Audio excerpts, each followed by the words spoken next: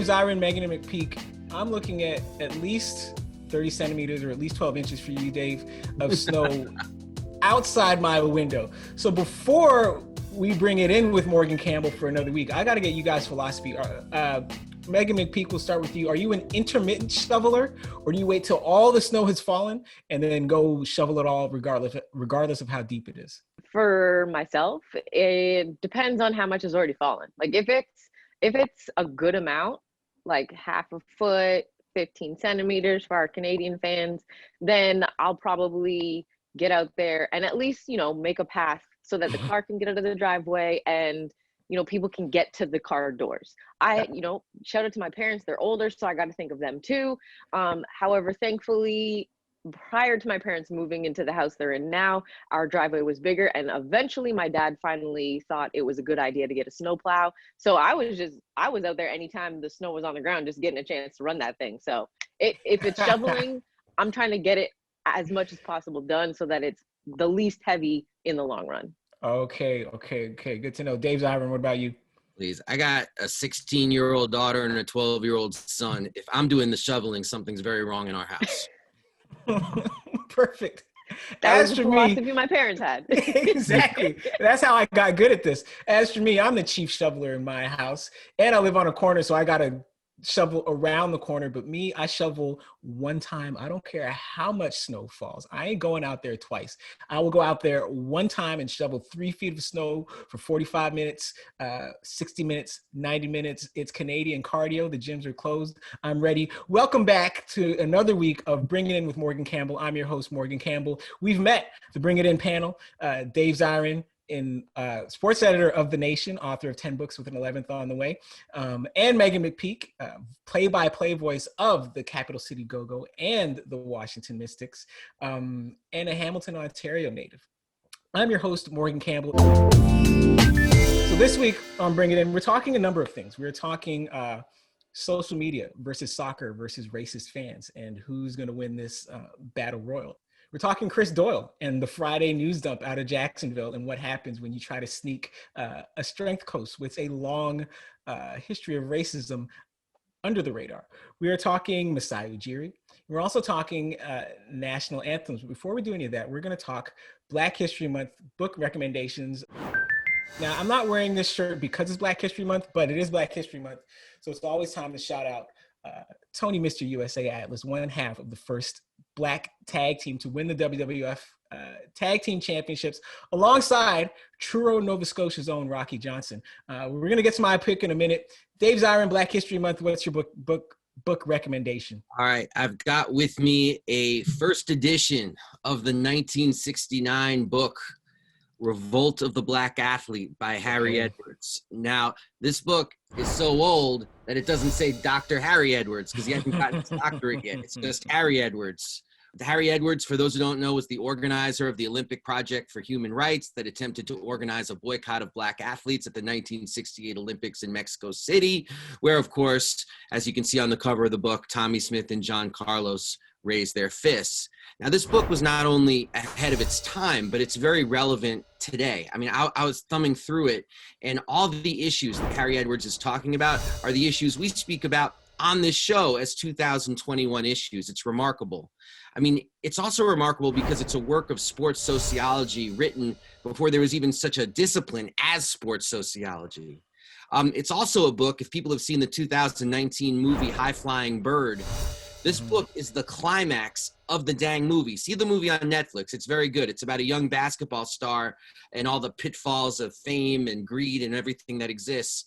And the climax of the darn movie is him being handed this book by Harry Edwards to read it, to understand what he's going through.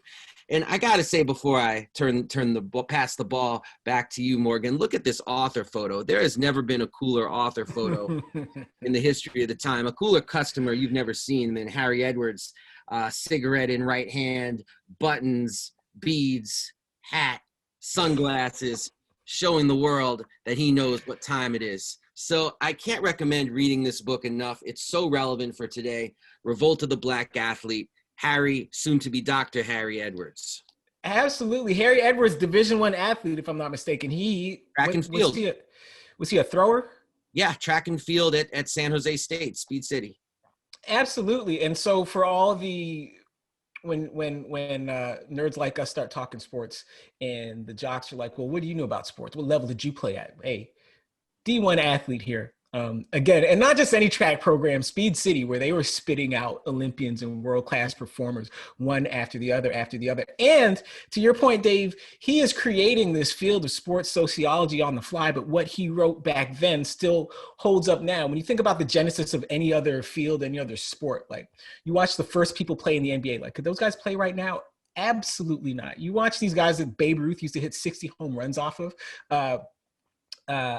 Abreu from the White Sox would hit 130 home runs off of these guys. Like it does not hold up. But here's Harry Edwards inventing the field, but also relevant in the field and timely in the field 50 years later. That's an amazing feat. Meghan McPeak, you're up.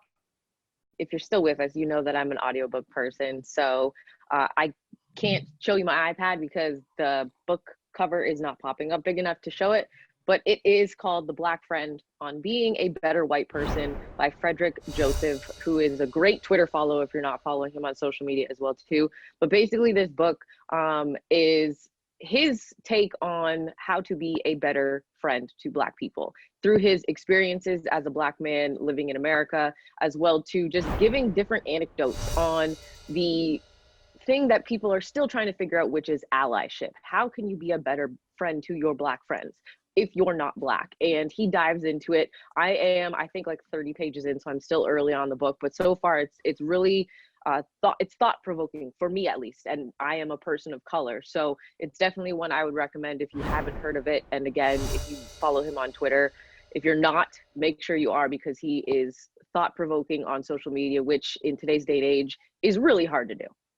Yeah, absolutely. And we're going to get into this later. Like quantity, if you're a social media platform, you care about quantity over quality. But if you're actually having to consume this stuff, choose quality every time. And speaking of quality, my pick, I don't have the book with me because I just remember that I gave it to my niece a couple years back. My selection is by a Canadian author, also a very good athlete, former soccer player at the University of Guelph. Her name is J.L. Ely Richardson. Her first book, her debut memoir, published in 2012, called The Stone Thrower. And it's about her relationship with her father. Her father was CFL All-Star Chuck Ely. And the thing about Chuck Ely, what makes him special is the fact that this guy, if you're into quarterback wins, this is the stat, was undefeated all the way through high school, undefeated as a quarterback all the way through college, should have gone from there to the NFL. The NFL looked at him and said, well, you'd make a hell of a defensive back. You'd make a hell of a wide receiver, because he was Black. So what he said was, keep your defensive back money, keep your wide receiver money. I'm a quarterback. I'm going to Canada. And so he comes to the CFL, winds up playing in Meghan McPeak's hometown with the Hamilton Tiger Cats, leads them to a Grey Cup. So this book deals with JL finding out, for years she just kind of taken for granted the fact that her father played football and that he had come to Canada. But this book is kind of her journey through his decision-making process, the way he grew up, the comparison and contrast between growing up in Portsmouth, Ohio, and growing up in Mississauga, Ontario, the way that she did, and what it all meant for her and her family and her development as a human being and as a writer and as a student. Really great stuff. JL is the books editor at CBC Radio Q. Really good friend of mine. Like my family and her family literally go back to daycare. Like my sister and her brother were in daycare together, and I wound up playing Pop Warner football with her brother. He was a really, really, really, really, really good player. She has a new book out too called Gutter Child. But definitely, if you're into sports and the intersection of sports and race and history in Canadiana, check out The Stone Thrower by J.L. Ely Richardson. Meanwhile, there's another controversy brewing, mostly in England, between professional footy teams who are tired of seeing their players and their executives abused racially and otherwise on social media. Between them, these fans who hurl this racist abuse at these players over social media, and these social media networks who allow this to happen.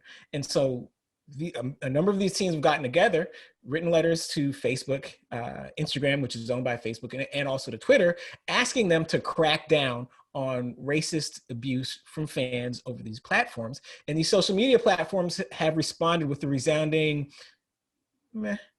Mm-hmm. Dave, If you're Facebook, if you're Twitter, what are you doing to racist fans? Man, if I'm Facebook and I'm Twitter, the first thing I'm doing is selling it and getting out of that dirty sewer of a business that is social media and finding something better to do with my time. What they should be doing is listening to Marcus Rashford. I think Marcus Rashford's one of the most amazing stories of the last year. He's a top player. He's in his early 20s. He plays for Manchester United, and he's fed millions of hungry children by organizing it through social media. It's been an unbelievable thing. He's pressured the British government to really turn their entire operation on their head.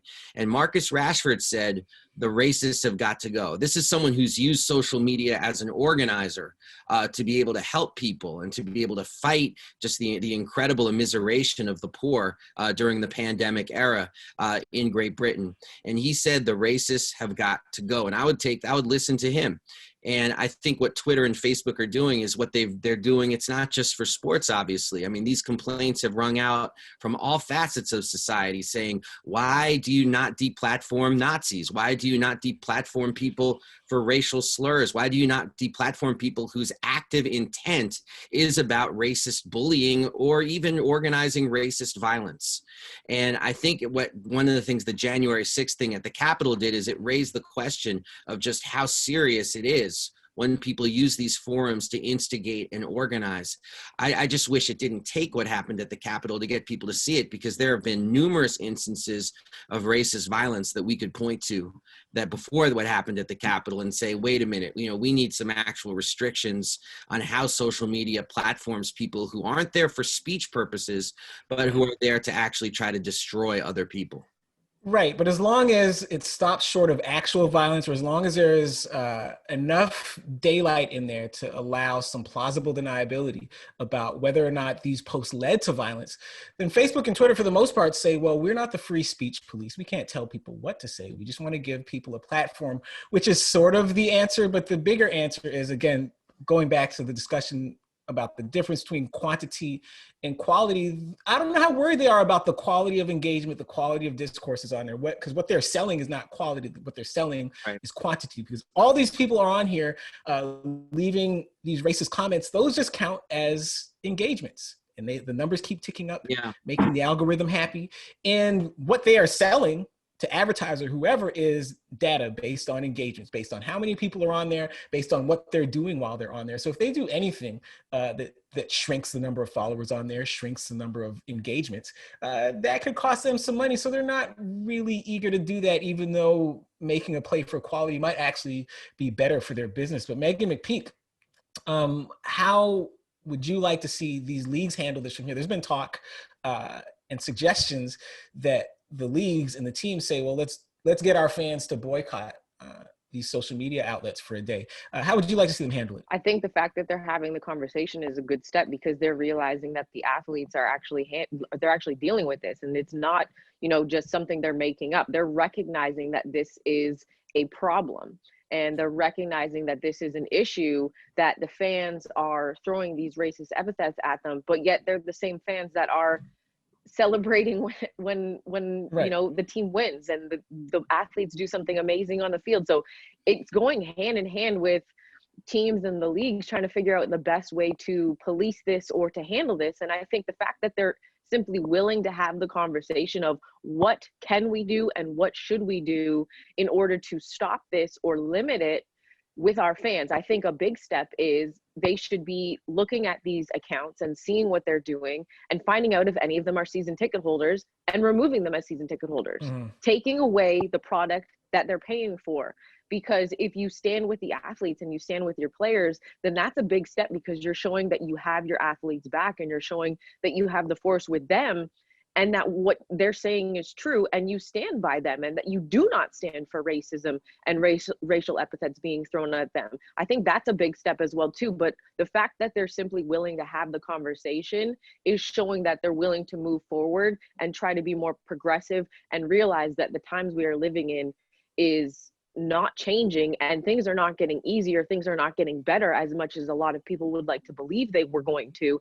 So the fact that they're willing, as I said, to have the conversation, kudos to them on that. And kudos that they're even willing and thinking to have their fans that are on the right side of speaking against racism, possibly boycott these platforms. I mean, this is a whole other conversation, but all Mark Zuckerberg is worried about right now is the fact that Apple is implementing privacy controls so that its users can actually control what data is being stolen and sold to other companies, which is a whole other conversation. But the fact that that's what he's worried about as the Facebook owner, that tells you exactly what they care about. They don't care about the racial epithets that not just athletes experience, that everyday people, you, myself, our friends, our family, people of color, indigenous people, that's something that people who are not celebrities consistently deal with on a daily basis. So the fact that he doesn't care about that and cares more about what data he can sell, that's an issue that should be concerning many, many people. I've actually deleted my Facebook account because of this. Yeah, me, me too. I'm no longer on Facebook because somebody hacked me, and then they set up a couple of like weird kind of spammy accounts under my profile. I emailed Facebook and said, shut down these spammy accounts, but keep my work account. And what they did was they deleted my work page and kept the spam pages, and I kept emailing them. They never did anything about it. So I quit. But Dave, you were going to say something. No, just how repellent I find Mark Zuckerberg. I think the point has been made. Right. And Meghan also made a very good point about hitting fans where it hurts, which is membership. Because you talk to teams now, they are beyond the point of just selling season tickets and say, here's your seat in our stadium, in our arena for the year. What they are trying to sell now are memberships to this experience, of which the season ticket is a part. But if you're selling memberships and you're a club, and if you're a club, you can set a lot of rules about the type of people you want in a club. And so if you're going to be racist, you don't belong in the club. And teams are more than able and entitled to set those boundaries.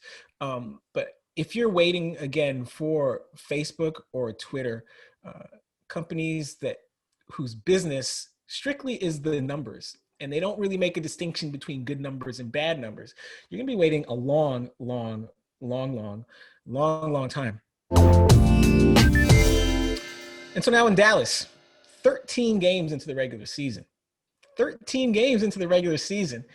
they had not been performing the national anthem before Dallas Mavericks basketball games, and nobody noticed until a reporter from The Athletic figured it out. And he called Mark Cuban, and he asked Mark Cuban why they're not doing it. And Mark Cuban says, well, I've been talking to people in the community, and this type of pageantry doesn't really fit the way folks are feeling right now. And when Adam Silver got word of that, he said, that's nice. From now on, you guys are singing the anthem. And so now they're back to performing the anthem before the game. Now, for me, myself personally, I don't need to see an anthem before a game that does not involve national teams. And I don't need to see one anthem or even two anthems between teams that are composed of players from all over the world. Because if we're going to sing the Star Spangled Banner and O Canada before a baseball game, why aren't we singing the Cuban national anthem too, and the Dominican national anthem, and the Venezuelan national anthem, and the Colombian national anthem, Mexican national anthem, all the way down the line if we're trying to represent who is on the field? But Dave Zirin, how did you react when you found out that the Mavericks had just walked away from playing the anthem for a while? I mean, first of all, I should put my cards on the table because I've been writing about this for years. My argument is that, no, we shouldn't be playing the national anthem before games. We don't have it for the movies. Why should we have it for sports? And its historical origins always struck me wrong because the anthem started in sports as a way to pay tribute to the troops in World War I and World War II. And then after World War II, they just decided to keep it going because of the Cold War. So it was the symbol of being a state of perpetual war. So why would we want that? In more recent years, thanks to Colin Kaepernick, I learned other things. I learned about the racist verse that we do not sing of the national anthem. I learned about Francis Scott Key's status as an owner of enslaved people. I mean, get it out of here. And Mark Cuban, unfortunately, buckled like a belt. He had this good position, and then the NBA said to him, no. And he said, okay. And so, Mark Cuban, the so-called billionaire rebel, showed I think once again, where the weight falls. And it's a shame because he was really making a stand that I thought was important. And it was also a shame because Mark Cuban has shifted on this a bunch. In 2017, he was saying, you better stand up straight for that anthem. And then by 2020, he was saying, well, maybe I'll kneel too. And so it felt like he was doing something really significant as far as like really raising the question about, well, why is this song divisive right now? Yes. Why are the United States so disunited at this point? And shouldn't that be what we're talking about instead of putting up this anthem where a good portion of the crowd is sitting or going to the bathroom or going to concessions? Like, let's actually talk about why this is not making people feel united at this moment and deal with those problems instead of going through this pantomime ceremony that doesn't actually reflect where the country is. So I think it's a darn shame that he buckled on this, because that was the discussion, I tell you, I was more than ready to have.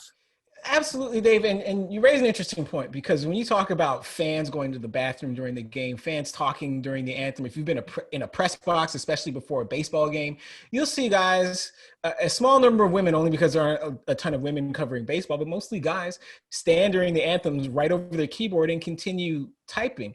And none of these actions would qualify as solemn and respectful observances of the anthem, but the weight always comes down, and because these discussions are always racialized.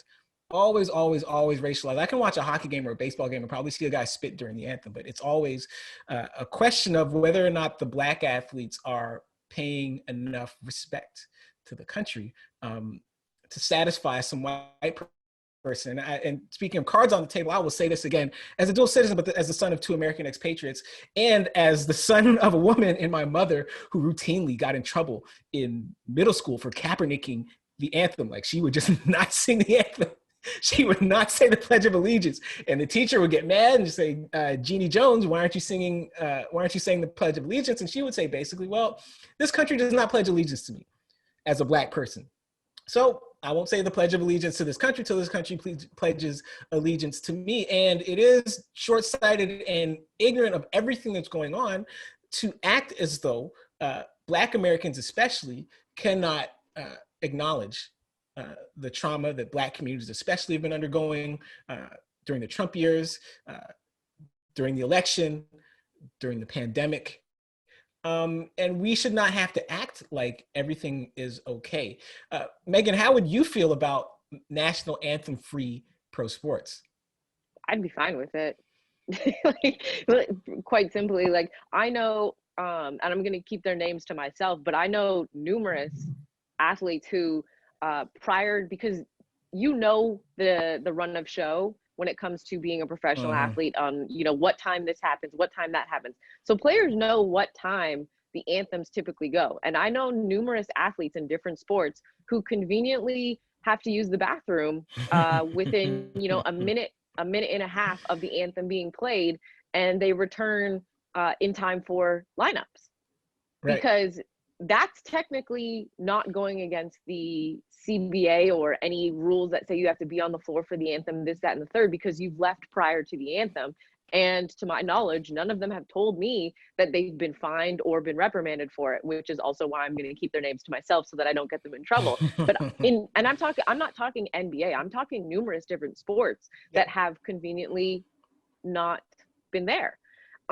So if the athletes don't like it and don't want to stand for it, then what's the point? Like, I don't see a point in having the anthems prior to sporting events when, to Dave's point, we don't do it before the movies. We don't do it before, I'm trying to think, going to the grocery store. We don't do it before the Oscars. We don't do it before the ESPYs. We don't do it before the Tonys or the Emmys. Like, if we're why are we only sticking to sports for this particular thing? And, to your point, Morgan, shout out to your mom for, prior to it being a thing, standing her ground and not doing something because the country didn't recognize her. Like, there's multiple lines in the Star Spangled Banner, the land of the free, home of the brave and the land of the free. For who?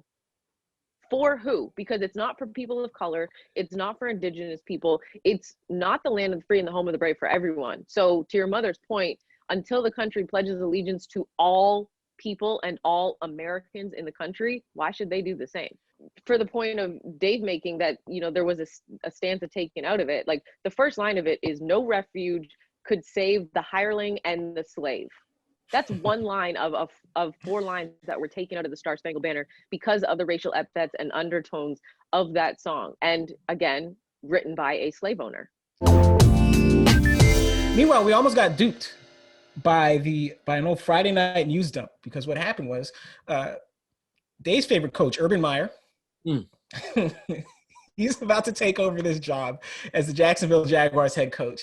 And he was announcing his staff, and his director of sports performance was a guy named Chris Doyle. Chris Doyle is famous for 2 things. One was for making $800,000 a year as the strength and conditioning coach at the University of Iowa. That's a lot of money, guys, even in U.S. college football.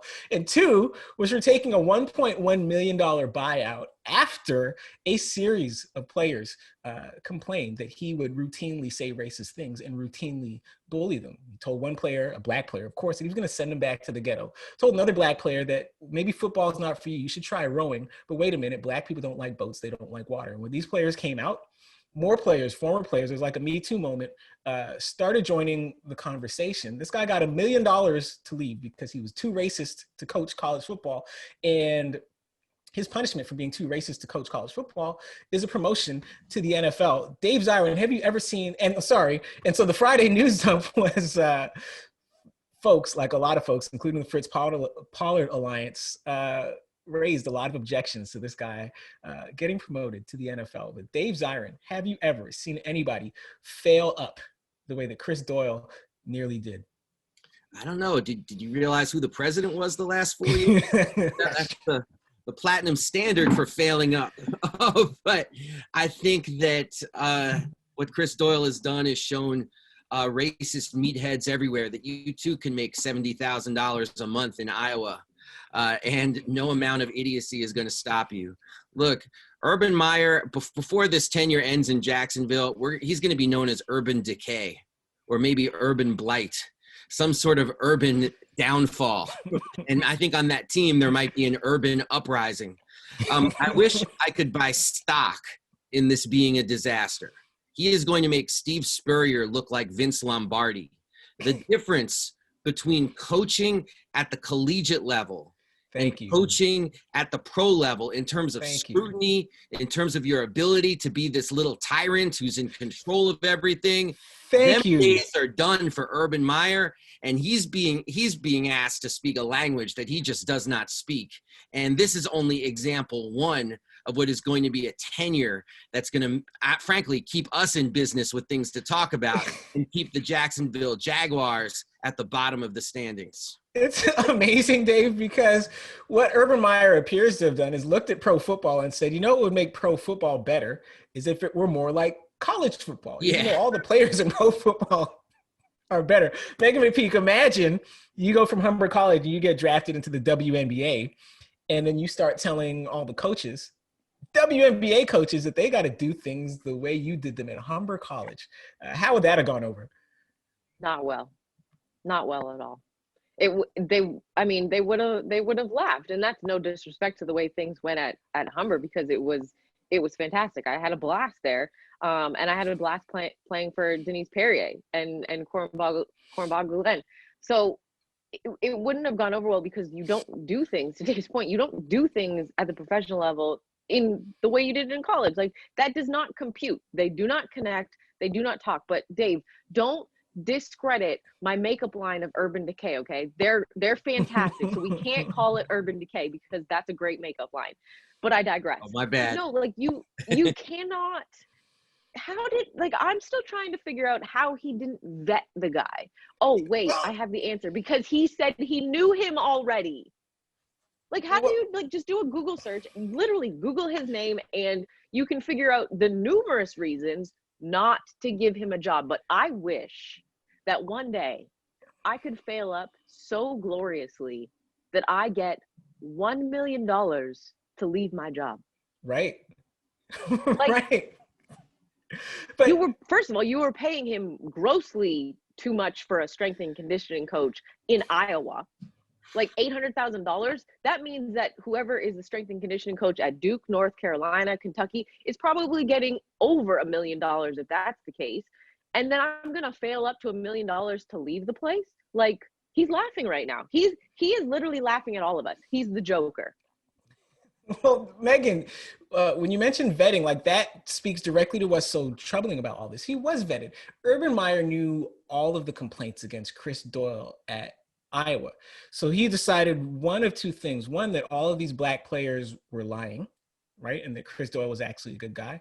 Or two, that they were all telling the truth and it didn't matter, and that Chris Doyle was still qualified to come in and coach players in a league that's 70% black. Like, there's a higher proportion of black players on any NFL team than there are at the University of Iowa.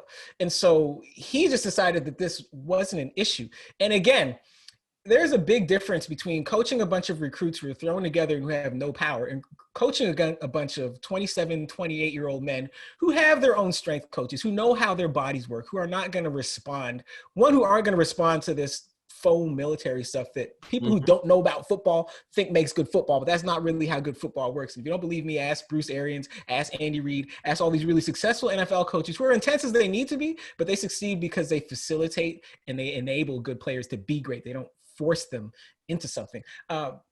And two, you're just not going to yell and scream at grown men like that. It does not. That never ends well. And if you don't believe me here, you can ask PJ Carlesimo how it works when you take the yelling, screaming college coach template to a group of grown men. And this is not to say that all these guys would choke him, but metaphorically they might. Starting with the 2021 season, the MLB wants to change its baseball so they don't fly as far. That's going to lead to fewer home runs. Dave Zirin, you in or out on the non-aerodynamic, non-flying baseballs? I'm beyond in. Bring back fielding. Bring back a great slugger hitting 34 home runs and leading the league. I'm all in for returning baseball to baseball and not looking like home run derby. Absolutely. Meghan, you're in or out? I'm out. The only reason I watch baseball is for the home run derby like atmosphere. I love it. It's the best part because that's where you get all the bat flips. I want more bat flips. You can still do bat flips, like a nice sharp single to left. You flip the bat. I'm all for bat flipping. Absolutely. KBO, Korean Baseball Organization, they would flip bats after foul balls. I'm all the way in on less offense, and I hope it sticks around so when they build a new generation of ballparks, you get back to the big, expansive outfield. If you're not going to hit a home run anyway, build me a big park with a big outfield, put a bunch of fast guys in there. I want to see the return of the Willie McGees and the Vince Colemans and the Ricky Hendersons to this game and the Willie Wilsons and the rest of them. I'm all the way in on the non-flying baseball.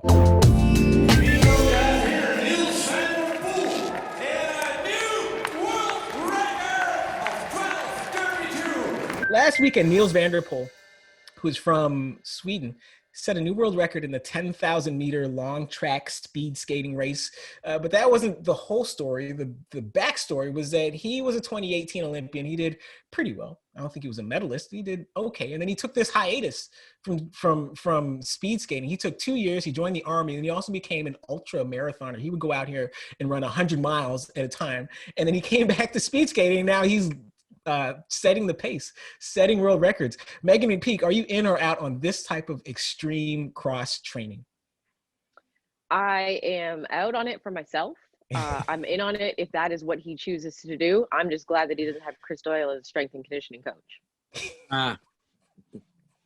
Well played. Dave, you in or out? I'm out because it makes me tired to discuss. And just you bringing up the topic is causing a little throb in the old hamstring, which has been acting up recently. I mean, if you want to do ultra marathoning, that's fine, but don't brag about it. I'm out. Listen, it worked for him. Good for him. But for the rest of y'all, I'm out because it's not going to work that well for you. What you're going to wind up with are shin splints and black toes. You guys don't want that. Stick to regular marathons. Last one.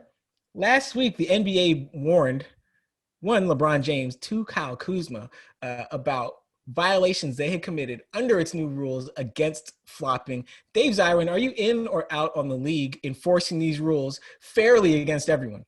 Well, first, shout out to Kyle Kuzma for finally being mentioned in the same sentence as LeBron James. But second, I'm all for anti-flopping being called during games. I'm out for it being assessed after the fact and players being fined. Either the ref sees it or they don't, because therein lies the game. If you can pull it off, great. If you get caught, you should get dinged for it and teed up. But don't do something like it's like some sort of big investigation afterwards about flopping. It's got to be on the refs during game time. Exactly. Meghan McPeak, are you in or out? I'm with Dave on this one. Let the refs make the call, but at the same time, they've got to be on it every single time, because we know that LeBron is a notorious flopper and usually gets away with it. So let the refs officiate the game. Let's not assess it after the fact. Perfect. Well, I am all the way out on applying this rule evenly to all players. You discipline the Kyle Kuzmas of the world under this rule. If you leave LeBron James alone, LeBron James is a star. You can't have LeBron James, imagine LeBron James has 5 fouls and you fouls out on a flop. Or LeBron James takes $30,000. He gets fined $30,000. $30,000 he could have given to some kids someplace to go to school. He's got to spend it on a fine for a flop. This is ridiculous. If you want to prove that the rule works, you prove that the rule works on regular players, on the civilians. You don't touch the superstars with this rule. And if you ask me, am I advocating for 2 sets of rules? No, I'm not. I'm advocating for 1 set of rules applied 2 different ways, depending on how famous you are. And I'm all the way in on doing it that way. I'm all the way in on you guys coming back to join us again next week or whatever it is next time. The 3 of us are lucky enough to be together. Dave, Zirin, if the people between now and next week start missing you, where can they find you? Oh, if they want to talk to me, if they want to yell at me, I'll take either kind of engagement, because like Facebook thinks all engagement is good, because that's the amoral universe we live in. Hit me up at Edge of Sports on Twitter. Meghan McPeak, where can they find you? Very simple. It's my first and last name, at Meghan McPeak on Twitter. Does that Meghan have an H or does it not? Yes, Meghan. It has an H. Perfect. And I am your host, Morgan Campbell, at Morgan P. Campbell on Twitter and on the gram. You can also follow at CBC Sports and at the Bring It In hashtag for Bring It In with Morgan Campbell. This has been Morgan Campbell.